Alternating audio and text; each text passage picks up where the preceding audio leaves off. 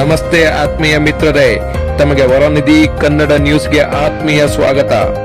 ಇದು ಜನಪರ, ವಸ್ತುನಿಷ್ಠ, ನಿಖರ ಹಾಗೂ ಸತ್ಯದ ಹಾದಿಯಲ್ಲಿ.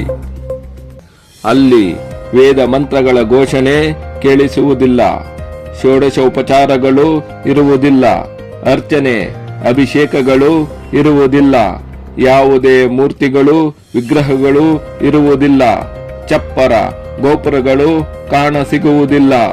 ಆದರೂ ಕೋಟ್ಯಂತರ ಭಕ್ತರಿಗೆ ಪುಣ್ಯಕ್ಷೇತ್ರ, ನಂಬಿದವರಿಗೆ ವರಗಳನ್ನು ಕೊಡುವ ಜಾಗ, ಸಾಕ್ಷಾತ್ ಪ್ರಕೃತಿ ದೇವತೆಗಳೇ ಪೂಜೆಗಳನ್ನು ಪಡೆಯುತ್ತಿರುವ ವನಕ್ಷೇತ್ರ, ಅದೇ ಸಮ್ಮಕ್ಕ ಸಾರಲಮ್ಮ ಮೇದಾರಂ ಜಾತ್ರೆ. ಇದು ಭಾರತದ ಸಂಸ್ಕೃತಿ ಮತ್ತು ಜನಪದ ಪರಂಪರೆಯ ಮಹಾ ಸಂಕೇತವಾದ ಸಮ್ಮಕ್ಕ ಸಾರಲಮ್ಮ ಜಾತ್ರೆ ತೆಲಂಗಾಣ ರಾಜ್ಯದ ಮೇದಾರಂ ಅರಣ್ಯ ಪ್ರದೇಶದಲ್ಲಿ ನಡೆಯುವ ಏಷ್ಯಾದ ಅತಿದೊಡ್ಡ ಆದಿವಾಸಿ ಜನಜಾತ್ರೆಯಾಗಿದೆ. ಈ ಜಾತ್ರೆ ಕೇವಲ ಧಾರ್ಮಿಕ ಉತ್ಸವವಲ್ಲ, ಇದು ವೀರತೆ, ತ್ಯಾಗ, ಮಹಿಳಾ ಶಕ್ತಿ ಮತ್ತು ಪ್ರಕೃತಿ ಆರಾಧನೆಯ ಪ್ರತೀಕ. ಸಮ್ಮಕ್ಕ ಮತ್ತು ಸಾರಳಮ್ಮನವರು ಕಾಕತೀಯರ ಆಳ್ವಿಕೆಯ ಕಾಲದಲ್ಲಿ ಅನ್ಯಾಯ ಮತ್ತು ಶೋಷಣೆಯ ವಿರುದ್ಧ ಹೋರಾಡಿದ ಆದಿವಾಸಿ ಮಹಿಳಾ ಯೋಧೆಯರಾಗಿದ್ದರು.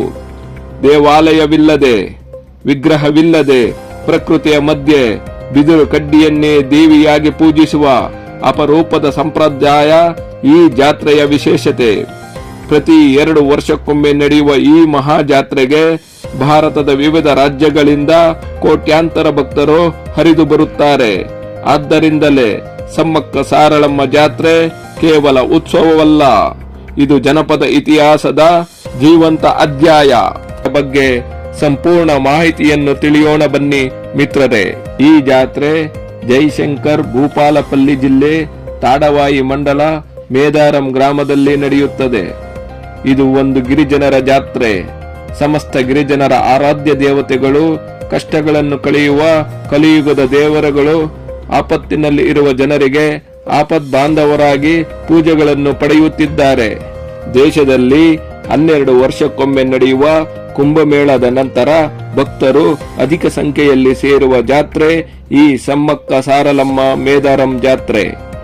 ಆಂಧ್ರದ ತೆಲಂಗಾಣ ಅಲ್ಲದೆ ಪಕ್ಕದ ರಾಜ್ಯಗಳಾದ ಮಹಾರಾಷ್ಟ್ರ, ಮಧ್ಯಪ್ರದೇಶ, ಒರಿಸ್ಸಾ, ಛತ್ತೀಸ್ಗಢ, ಜಾರ್ಖಂಡ್ ರಾಜ್ಯಗಳಿಂದ ಲಕ್ಷಾಂತರ ಸಂಖ್ಯೆಯಲ್ಲಿ ಈ ಜಾತ್ರೆಯಲ್ಲಿ ಭಕ್ತರು ತಮ್ಮ ಹರಕೆಯನ್ನು ತೀರಿಸುತ್ತಾರೆ.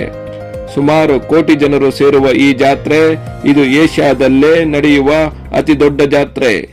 1996ರಲ್ಲಿ ಆಂಧ್ರಪ್ರದೇಶ ಸರ್ಕಾರ ಇದನ್ನು ದೊಡ್ಡ ರಾಜ್ಯದ ಹಬ್ಬವಾಗಿ ಗುರುತಿಸಿದೆ. 1940ರವರೆಗೂ ಸಮ್ಮಕ್ಕ ಬೆಳೆದ ಊರು ಮೇದಾರಂನ 17 ಕಿಲೋಮೀಟರ್ ದೂರದಲ್ಲಿರುವ ಬಯ್ಯಕ್ಕಪೇಟಲು ಚಿಲಕಲಪಲ್ಲಿಯಲ್ಲಿ ಇದನ್ನು ಗಿರಿಜನರು ಮಾತ್ರ ಆಚರಿಸುತ್ತಿದ್ದರು. ಆದರೆ 1940ರ ನಂತರ ತೆಲಂಗಾಣ ರಾಜ್ಯದ ಎಲ್ಲರೂ ಆಚರಿಸುತ್ತಿದ್ದರು. ಚಿಲಕಲ ಬೆಟ್ಟದಲ್ಲಿ ಜನರಿಗೆ ಅನುಕೂಲವಿಲ್ಲದೆ ಈ ಜಾತ್ರೆಯನ್ನು ಮೇದಾರಂನಲ್ಲಿ ಆಚರಿಸಲು ಪ್ರಾರಂಭಿಸಿದರು. ಸಮ್ಮಕ್ಕ ಸಾರಲಮ್ಮ ಜಾತ್ರೆಯನ್ನು ಯಾಕೆ ಇಷ್ಟು ಅದ್ದೂರಿಯಾಗಿ ಆಚರಿಸುತ್ತಾರೆ ಎಂಬುದನ್ನು ತಿಳಿದುಕೊಳ್ಳೋಣ ಮಿತ್ರರೇ. ಮೇದಾರಂನ ಸಮ್ಮಕ್ಕ ಸಾರಲಮ್ಮ ಜಾತ್ರೆ ಹಿಂದೆ ಅನೇಕ ವಿಭಿನ್ನ ಕಥೆಗಳು ಇದ್ದರೂ ಯುದ್ಧದಲ್ಲಿ ಹೋರಾಡಿ ಕಣ್ಮರೆಯಾದ ವೀರ ವನಿತೆಯರಾಗಿ ವನದೇವತೆಯರಾಗಿ ಪ್ರಖ್ಯಾತಿಯಾಗಿದ್ದಾರೆ. ಈಗಿನ ಕರೀಂನಗರ ಜಿಲ್ಲೆ ಜಗಿತ್ಯಾಲ ಪ್ರಾಂತ್ಯದಲ್ಲಿ ಪೂಲವಾಸಂನ ಗಿರಿಜನ ದೊರೆ ಮೇಡರಾಜು ಬೇಟೆಗೆ ಹೋದಾಗ ಹುಲಿಗಳ ನಡುವೆ ಆಡಿಕೊಳ್ಳುತ್ತಿರುವ ಮಗುವನ್ನು ನೋಡಿ ಇದು ದೇವರ ಪ್ರಸಾದವೆಂದು ಮನೆಗೆ ತಂದು ಸಮ್ಮಕ್ಕ ಎಂದು ನಾಮಕರಣ ಮಾಡಿದರು. ಮದುವೆ ವಯಸ್ಸಿಗೆ ಬಂದ ಮೇಲೆ ಮೇಡರಾಜು ಅಳಿಯನಾದ ಪಡಗಿದ್ದ ರಾಜು ಜೊತೆಯಲ್ಲಿ ವಿವಾಹ ಮಾಡುತ್ತಾರೆ. ಅವರ ಮಕ್ಕಳು ಸಾರಲಮ್ಮ, ನಾಗುಲಮ್ಮ ಮತ್ತು ಜಂಪನ್ನ. ಇಂಥ ಪ್ರಮುಖವಾದ ವಸ್ತುನಿಷ್ಠ ವರದಿಗೆ ವರನಿಧಿ ಕನ್ನಡ ನ್ಯೂಸ್ ಅನ್ನು ಲೈಕ್ ಮಾಡಿ. ಸಬ್ಸ್ಕ್ರೈಬ್ ಮಾಡಿಲ್ಲವೆಂದರೆ ಸಬ್ಸ್ಕ್ರೈಬ್ ಮಾಡಿ, ಬೆಲ್ ಐಕಾನ್ ಒತ್ತಿ ಮತ್ತು ಕಮೆಂಟ್ ಹಾಗೂ ಶೇರ್ ಮಾಡಿ. ಇದರಿಂದ ನಮಗೆ ನ್ಯೂಸ್ ಮಾಡಲು ಸ್ಫೂರ್ತಿ ದೊರೆಯುತ್ತದೆ ಹಾಗೂ ನಿಮಗೆ ನ್ಯೂಸ್ ಬೇಗ ಸಿಗುತ್ತದೆ. ಧನ್ಯವಾದಗಳು ಮಿತ್ರರೇ. ಜೈ ಹಿಂದ್, ಜೈ ಕರ್ನಾಟಕ.